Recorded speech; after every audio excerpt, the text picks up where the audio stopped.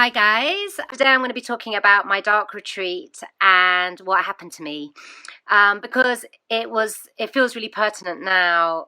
We're in isolation, how much it's really helped me navigate this darkness that we're in and the unknown.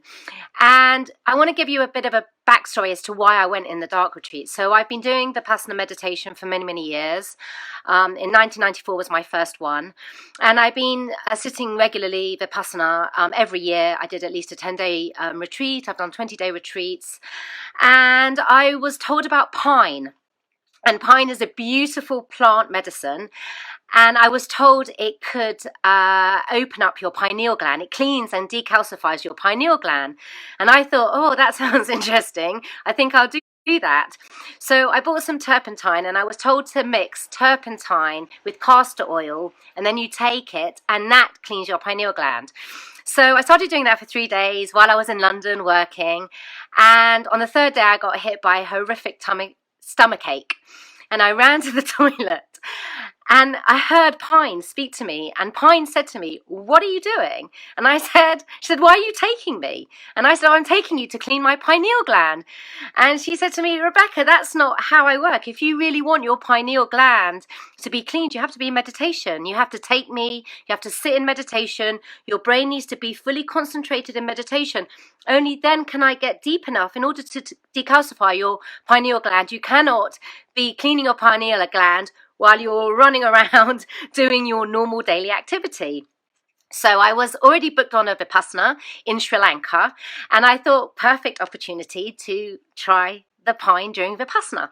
So I did the Vipassana in Sri Lanka, and I took the pine, and the first day the pine said to me, "Look, it's too noisy. You need to go into the cell, and you need to be in real silence if you want to have your pineal gland clean. You need to be in real silence, in real stillness. That is the way you clean your pineal gland and get the DMT moving through."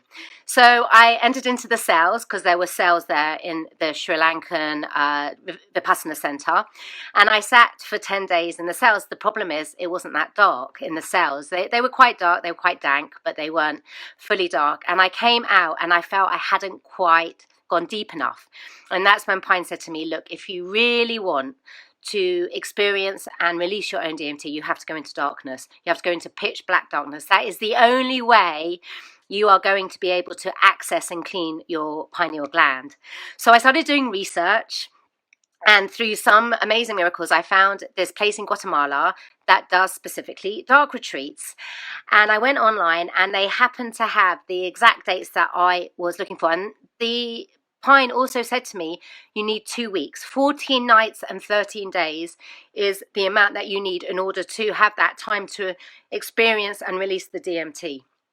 So and in December they were quite free, so I booked it from the 10th to the 24th of December. So it was over the solstice, over the full moon, and it was the perfect timing to go in deep, because I was in Peru doing an ayahuasca retreat, and I thought, what a perfect opportunity to go and do ayahuasca, do the retreat, and then go straight into the darkness and really integrate the process that I'd been on. Also, I had also done 3 years of isolation dietas with Chirik Sanango. And Chirik Sanango is a very powerful plant medicine from the Amazon, and also felt very important to do some integration around the Chirik Sanango as well. So it was like this big completion of this journey that I had been on with the plant medicines and with meditation and with pine. So I had my little pine with me and my castor oil, and I was very excited. And I got to I got to Guatemala. I got to the cave, and literally I arrived 5 o'clock in the evening, and the next day I was going into the cave. So I really didn't have a lot of time to prepare. The one thing that I was ready for was the stillness, because I was pretty exhausted. I'd been running around, very, very busy, and the idea of just going into some stillness really felt that it was the perfect timing for me. So the next afternoon, at like 3 o'clock in the afternoon, the guy who overlooks the dark retreat came to me and said, "Are you ready to go in?" And I said yes. And one thing I'd learned from working so much with DMT and ayahuasca and working so much with plant medicines and taking so many groups out, is that DMT can only be released if you're in a semi-starvation state. So if you eat a lot of food, it's going to be very difficult to access the DMT state. So I also knew that. So I only agreed to have 1 meal a day rather than the 2 meals that they offer. So I went in already ready to starve myself every 24 hours and to eat something little after every 24 hours. They don't let you fast in there because they think it's too extreme, and I have to agree it is very extreme, because you end up not really eating anyway, because you lose your taste buds. You lose everything, really. It is a very bizarre experience.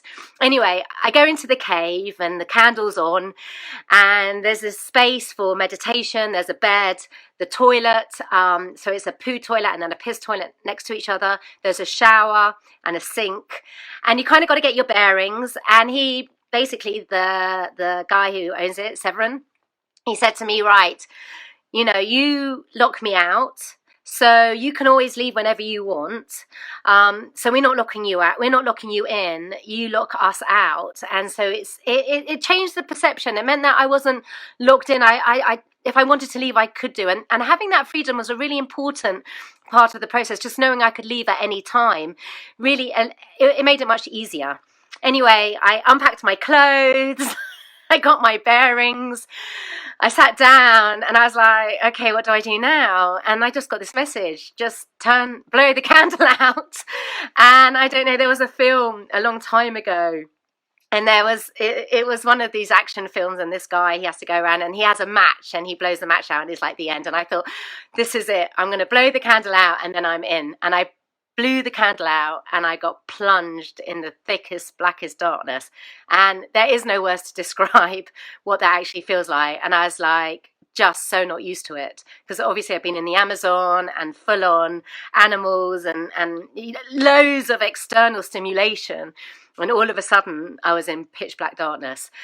And so I sat for a little bit meditating, but my mind was racing. So I thought, I'll just go to bed and sleep, because I was actually very, very tired from the journey and everything that had been going on for me, and all the ayahuasca that I'd been drinking and the ceremonies. So I went to bed and I had the wildest dreams, like Inception-like dreams. The buildings were going round and it was wild, the dreams, and they were so clear, exactly like Inception. And then I woke up suddenly and it felt like the darkness had its claws around my neck and it had its fangs in my neck, and the fear hit me so strongly, and I thought, oh my God, how long have I been asleep? No idea. How long have I been in the cave? No idea. I didn't know what time it was, where I was, what was happening. Just the huge amount of fear and the heaviness and the weight and the power of the darkness was on me, flattening me, and it was scary. And the first thing was to go and run out of that cave. And I thought, I can't do that, because it's not even started yet, the journey, and I already want to leave. I have to breathe through the fear. And so what I did was that I just allowed the fear to flow in waves until it passed. And I knew that from my Vipassana, that, if you sit with a sensation, it eventually goes. So I had been practiced in the art of meditation. So I sat with the fear until it finally left. And then I went and I started to sit in meditation. And then I remembered the pine. And I went to use the pine and the bottle was empty, completely empty. And I heard this voice in my head saying, you don't need the pine. You need to get there on your own. That you don't need plant medicines. They're powerful tools to help you on the journey, but in the end you have to find your own inner resources.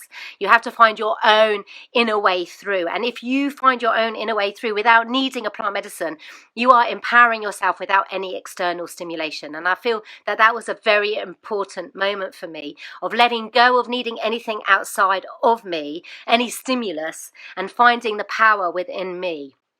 So I was sitting there in meditation and the process was incredibly powerful. So for the first 5 days, and you read a lot and you see a lot, but from my own personal experience, it took 5 days for the melatonin to build.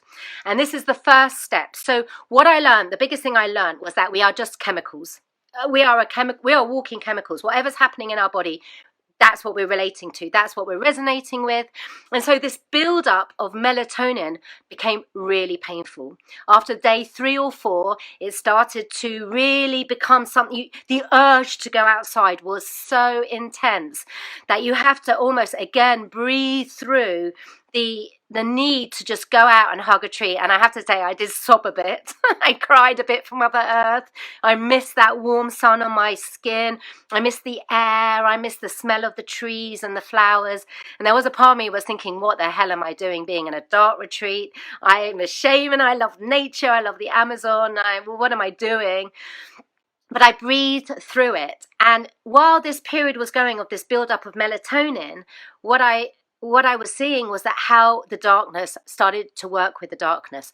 So sometimes the darkness was like this huge cavern and I felt really spacious, and other times the darkness was really heavy, really close, really on me, flattening me. So darkness has its own depths of energy. It has its own dimensional energies. Very, very powerful, the dark. It has movement. It has growth. It has energy.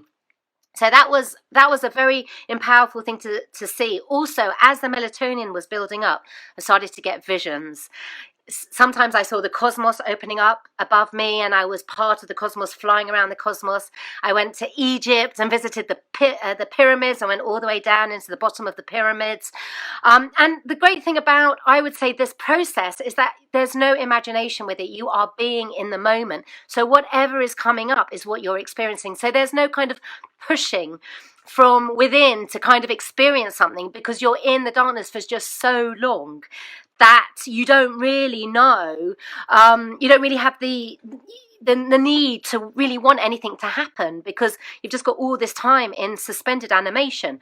I mean, you have to realize that there is no light whatsoever, so not a chink of light, also very little sound, so you are really no stimulation, and there's nowhere to go, nothing to do except to just sit and be. And I made a big commitment that I was going to use this time in full deep meditation, because my aim of the sitting in the dark retreat was to see if I could release my own DMT. So I went in with that intention to release my own DMT, to see if I could, having done it so many years with the plant medicines in the Amazon, having gone on so many journeys with DMT in smoking form. I've tried everything really, and so this for me was the final frontier. Could I take myself in the darkness to that place that we seem to have needing something to take us there? Could I go there on my own? So these 5 days, as the melatonin is building up, the darkness is taking you on a journey, a vision journeys, and you're also processing. Now, I was very lucky because I've done a lot of processing and a lot of inner work. So I didn't have a lot of stuff to work through. I didn't have a lot of trauma to work through. I have really worked through a lot of my shit. So I really was able to sit and go deep into the meditation, deep into the sensations of the body, go deep into Vipassana. And I think that if you're in darkness and you haven't dealt with a lot of the trauma and stuff like that, that is going to come up quite a lot. And you can really ruminate over things. So coming into a deep Vipassana state of meditation really helped me to kind of focus the process on what was going on in my body. By day 5, something triggered inside of me. I can't explain what it was, but suddenly that need to go out, that need to see the Mother Earth, that need to feel the sunlight on my face changed, and this amazing wave of serotonin came through my body. Absolutely blissful. I felt so restful, so peaceful, so light, so airy. And that is when my ancestor came to visit me, my great-grandfather. He came to visit me and to give me some messages. And I am very skeptical about people who say that they get visited, because I think it's very hard to reach that place of connection. But he was very clear, and we had a proper conversation, and he told me a lot about my background and my ancestry and my history, and it was very powerful for me, and it felt like there was a big completion. And he told me he was looking after me, which I had always known, and he has come before. He is a great grandfather of mine, but to actually have this space and time with him was incredible. And I think it was because I was so deep into that silence that he could come through. I was really breaking through the dimensions at this point. So he was the only one that came through. There wasn't anybody else. And I also had a past life experience of a witch that had been burnt on the stake, and of which I'd done a lot of past life work around. And she came to me as well and gave me this very important message, because I had seen her as a victim and someone who had been died at the stake and in a victim state. And she came to me and she said, look, I'm a warrior. You have to see me as a warrior.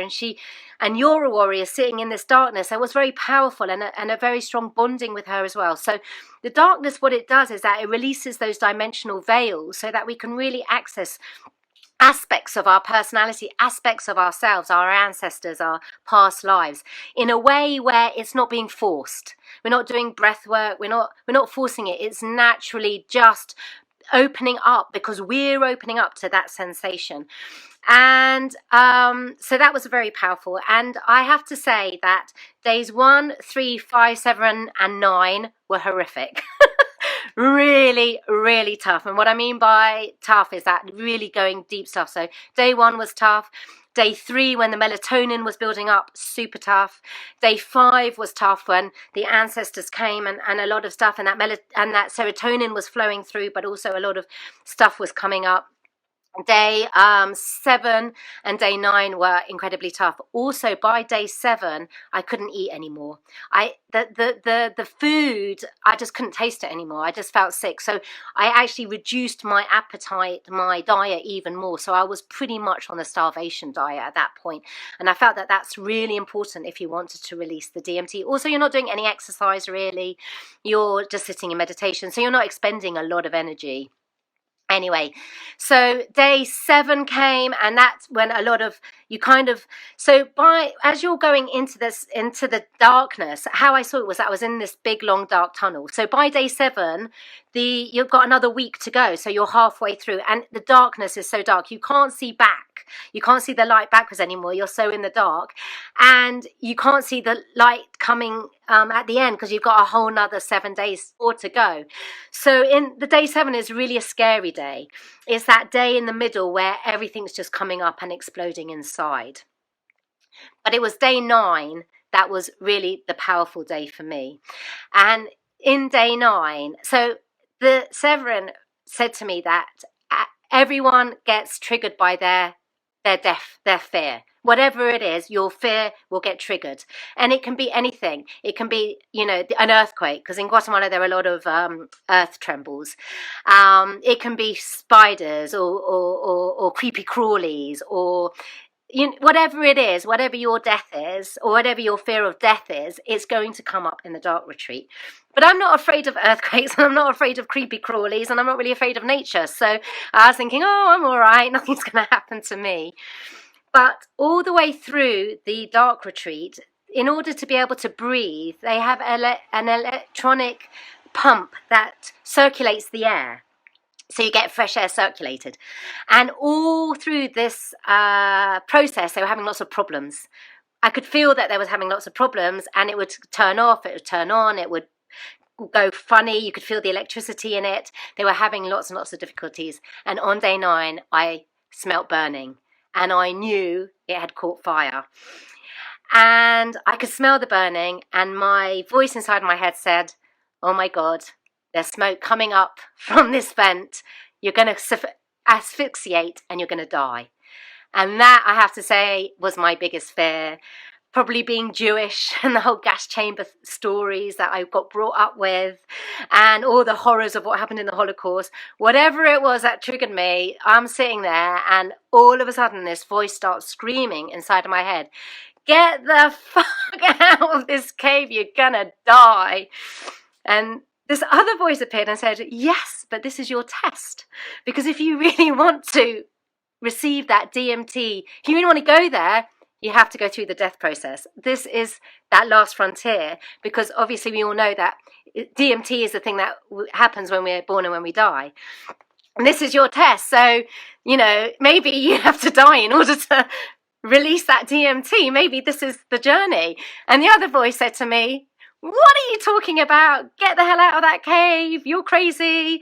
What, are you going to die over this? You know. And the other voice said to me, if you leave now, you'll never get to this place again.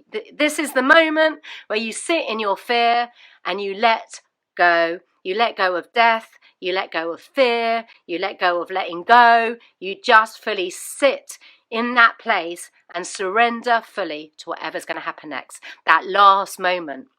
I have to say, I really thought I was going to die. And then the other little voice of reason came up and said, well, look, you know, if there is a problem, Severin would come and tell you you're in danger. So a little bit of voice of reason. And of course, I knew that that was the case, that obviously if I really was in danger, then he would be there to let me out. But still, the fear, I can't tell you, it really explodes. And of course, I was so sensitive by this point. Day 9, hadn't been completely in isolation in darkness, so really in my own deep, dark energy. And I sat there and I thought, okay, well, I'm just going to wait till I die. I'm not leaving. I've come this far. There's no way. I don't give up. You know, I'm just going to keep on going. And I just sat in meditation and I was like, okay, let's see where this goes. Okay, I'm not dead yet. Okay, I'm not dead yet. Okay, I'm still alive. Oh my God, I'm still alive. So for about, I don't know how long, I was sitting there thinking, oh my God, I'm just waiting to die. Okay. And I never did. And on day 10, when I woke up and I realized I was still alive, a euphoria hit. And with that euphoria, a load of oxytocin really started flooding my body. And by the end of day 10, I was still processing a few bits and pieces, but by day 10, the DMT started. And how I knew it was DMT, it was because the whole state of the darkness changed. So for the first 5 days, it was very visionary, journeying, going to cosmoses, connecting with lots of different, you know, beings and aliens and, you know, gods. And then the day 6 to day 7 or 8, it was ancestors and roots and who I am and why I was born and all of that. And so it was all very powerful. But when day 10, the end of day 10, and when I woke up on day 11, it was all completely peaceful and still. There was nothing left. And I don't know if you know the Matrix, but you see those green letters and figures that go up and down on the screen. Well, that's what it's like, but it's colours. So it's nothing like ayahuasca, and it's nothing like 2A, and it's nothing like DMT, not at all. It's very, very, very subtle. Super subtle and very, very, just like the Matrix, just like that picture on the Matrix. It's not green, it's lots of different colors. It's like the colors of the rainbow. So it's like the colors that you see in an ayahuasca ceremony, but much duller. Not nearly as intense as an ayahuasca ceremony or where like chacruna or a leaf DMT. We're excreting our own DMT. And I sat in that and there was no more thoughts. No more thoughts. It was an incredibly still state of being. And you're still releasing other chemicals in the body. Obviously, when you eat something, it changes. By that time, I wasn't eating anything. I was pretty much in starvation at that point. And I couldn't really eat. I wasn't really interested in eating. It was like I had moved on to the next stage. And I sat in that for the 3.5 days until that was the end of my journey, and then I was let out on the day, the morning of the 14th day. Days 1, 3, 5, 7, and 9 were the intense ones. Days 2, 4, 6, 8, and 10 were beautiful, but went on forever. And that was the blessing and the burden. The difficult days seemed to go much quicker, but the days when it was nice, when it was easy, went on for forever. And when I mean forever, I don't know if any of you have done meditation before, but 1 hour can seem like a long, long time. So you have to imagine 24 hours with no external stimulus, no one to talk to, nothing to occupy your mind, just fully in that state. Also, you're dealing with a lot of fear that are coming up. You have to really trust that there's no creepy crawlies on you. You have to trust that whatever you're feeling on your skin is something that you can deal with. You have to trust the darkness. So you learn how to trust. You learn how to experience the darkness. You learn how to work with the darkness and really use it for your own awareness, and so you become friends with the darkness. And I think for me that was the most important thing, was becoming friends with the darkness. If you want to really get the full experiences of it, then 14 days, beyond 11 days. So like a Vipassana is a 10-day process. So 10 days is the minimum. But if you really want to go deep into that DMT and really go deep into that energy deep inside, you have to do longer than 10 days. It's really important, because it's almost like those 10 days are the days that you really go and break through the different layers. So what did I learn from the dark retreat? Well, number one, I learned how to cope with my fear and anxiety and my stress levels. So I really learned in those days how to really breathe through the fear when it came up, to really trust that everything was going to be okay, that I was safe, and to really recognize that that fear comes and goes like waves, and really triggered by, you don't know what. Well, there was nothing to trigger it. That was the weird thing about it. You're in darkness. So you realize that you're getting triggered even by something that you're not even sure you're being triggered by. Sometimes it's a thought. Sometimes it's something else. Well, we're being triggered all the time. In this external world, we're constantly being triggered. So we are constantly releasing chemicals in the body. So it's really becoming aware of that and finding ways, which is why Vipassana is a fantastic skill and technique, because what it does is that it gives us the ability to sit with the sensation until it goes. And that's what I found in the dark retreat, that because you've got so many hours to sit, it just disappears, and then you go on to the next level of feeling and connection and process. And I also worked out it's a journey. It's a journey, just like this isolation that we're going in now. It's been a journey. Some days you feel great, you feel empowered, you feel grateful for everything. Other days you feel depressed, low, unsure of the future, scared. And that's the same in the dark retreat. It's emotional waves that come through, and it's really about managing those emotional waves. The second thing it really taught me was resilience. How resilient am I? And realizing my own inner strength and power, that actually if I dug deep enough, I have everything I need inside of me, all the resources, all the experiences that I've learned over many years. So that was a really helpful thing. It's that we don't realize how strong we are. We don't realize how resilient we are. We don't realize how much wisdom and information we have inside of us and experience until we're tested on it. And it's when we put into these tests that we can really understand and recognize just how much we can deal with stuff, and actually how we can not only deal with it but actually come out much more with much more maturity and with a much more clear understanding of who we are. So I really recognized as soon as we went into isolation how this isolation really resonated with the dark retreat, by seeing it as a journey, by seeing it as a process, by recognizing that some days you're going to feel great and other days you're not, and not to judge the good days or the bad days, but recognizing that it's all part of the same journey. Not trying to work out what's going to happen next, especially if we're in the unknown. It was no point in trying to work out, what I was going to do next, because the darkness is always dark. So really trusting the light of my own heart, the light of my own wisdom to guide me through, and allowing whatever was coming up to come up, and just acknowledging it and acknowledging that it was me and all the dark and the light sides of me. And that's what I love about the darkness. And that's why I always talk about the shadow and how important it is to love and embrace our shadow, because in the darkness you face that shadow, you face that darkness, because there's nowhere to run. And that is why it's really, really powerful to have that space and that time in for yourself, in that stillness, whether it's a 10-day Vipassana or as deep as a dark retreat. Because when we can dive in deep into ourselves, we get to know ourselves a lot more. And I think that was the biggest gift that I got, apart from obviously releasing the DMT and actually now not having so many of those distracting thoughts anymore. Things like food I never think about, or things that you're conditioned to be thinking about, and that fill up our minds with noise. When you go into these processes of darkness, you come out and your mind is really, really still. And I'm much more aware also of the chemical processes that are going in my body, and also when I eat something, how it's affecting me.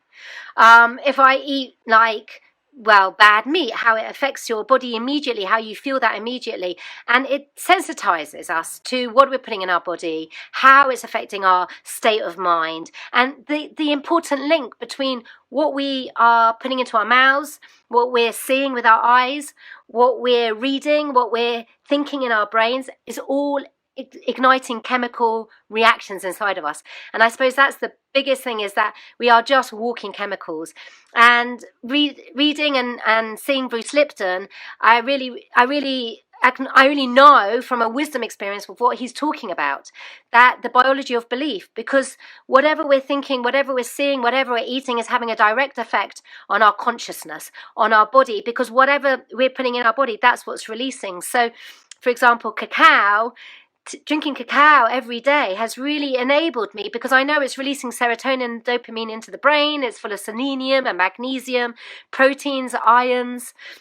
So I know it's good and I feel good. And that is the power. And when you take something that isn't good for you, you feel it in your body. So it sensitizes us to understanding much more how our body is working, how our chemicals are being released, and how powerful we are. We are so, so, so powerful. And in the darkness, you start intentionalizing what you want. And one thing that the darkness did give me is it showed me the next 45 years of my life. It gave me a clear view and vision of what was going to come next. So in the darkness, you see the vision. It also showed me on the planet as well that there's a shift from the darkness to the light. And it said that in 2020 was going to be a kickoff year, and we had to go into some darkness, because if you look at the yin and yang, what happens is that there's darkness and then a piercing of light shines through, and this is the piercing of light through the darkness. And we have been in the Kali Yuga age, and we are in an age of darkness, in that we have disconnected from Mother Earth, disconnected from ourselves, and disconnected to nature and our connection with the whole web of life. And this coronavirus, and this is what the dark retreat showed me, was going to be the chrysalis in order to pierce some light into the consciousness, so that we can start seeing that light, that white light, grow. And what happens is that it grows into the yin, into the intuitive yin, and that yin gets bigger and bigger and bigger until that becomes too much of an extreme, and then the darkness will pierce, and then the cycle starts again. And these are huge cycles of like thousands and thousands and thousands of years. So we are just at the forefront, at the very beginning of the shifting consciousness, which makes it an incredibly important and profound time to be alive right now on the planet.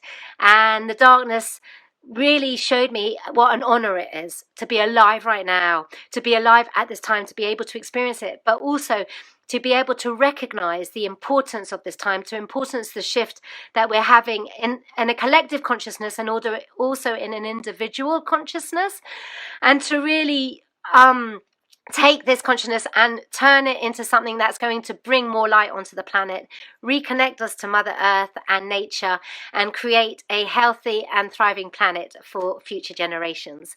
But I haven't shared this story. This is the first time, and that was because it was such a profound experience for me, and so deep, that I really wanted to do it justice and to share it in a way where I really could understand and give it the understanding that I had integrated it. And it's taken about a year, I would say, of integration to really understand the power and how it's changed my life, and how I've seen it changing in action.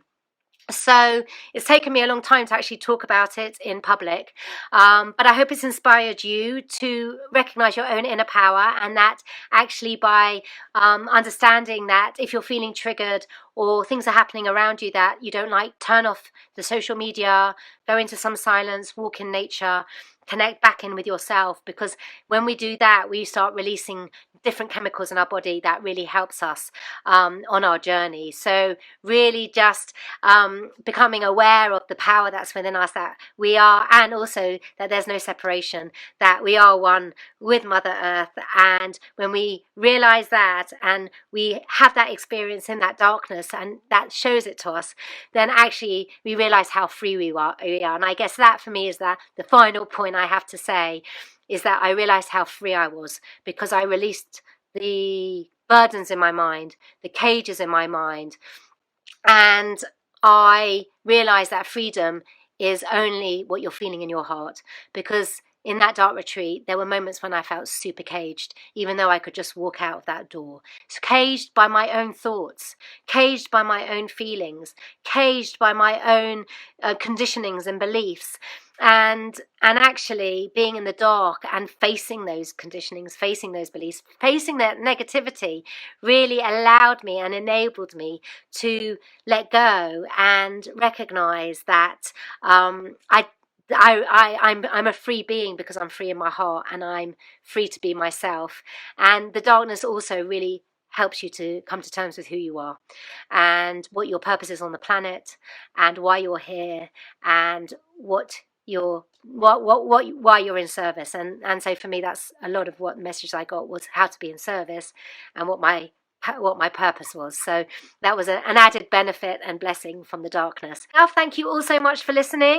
So hopefully see you all next week. Have a wonderful rest of the evening. Thank you for joining me and see you on the other side. Mwah. Love you all. Thank you all for watching me and have a beautiful rest of the evening. Bye for now.